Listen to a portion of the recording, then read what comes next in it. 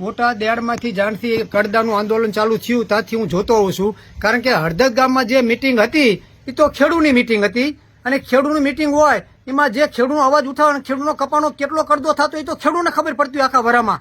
અત્યારે ખેડૂનો કડદા નેતા થાય ગોમી પણ તમે વિચાર તો કરો, નથી ભાજપ વાળા બોલતા, નથી કોંગ્રેસ વાળા બોલતા. આ પરાએ જે રાજુભાઈ બોલ્યા તો રાજુભાઈ અમાથી અત્યારે કેસ થયા, રાજુભાઈની ધરપકડ અત્યારે કરવામાં આવે છે. પણ તમે બોલો તો ખરા, ભાજપ તો 30 વર્ષથી સત્તામાં છે.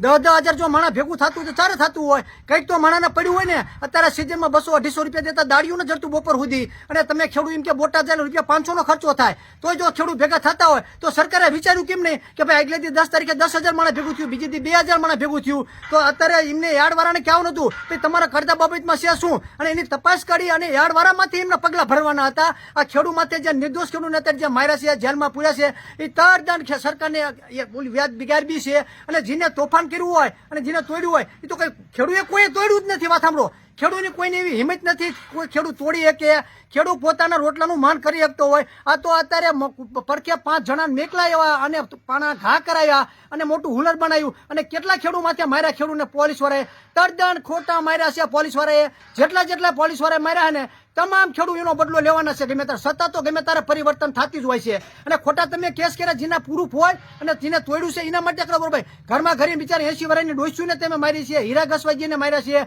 વાણિયા બિચારા બે દુકાને વેપાર કરતા એને તમે માર્યા છે. જરીક તો તમે શરમ રાખો. ગુજરાતમાં આવું શાસન હે તમને મારવાનું? આના કરતા તો રાજા સાહેબ અંગ્રેજો હારા હતા પણ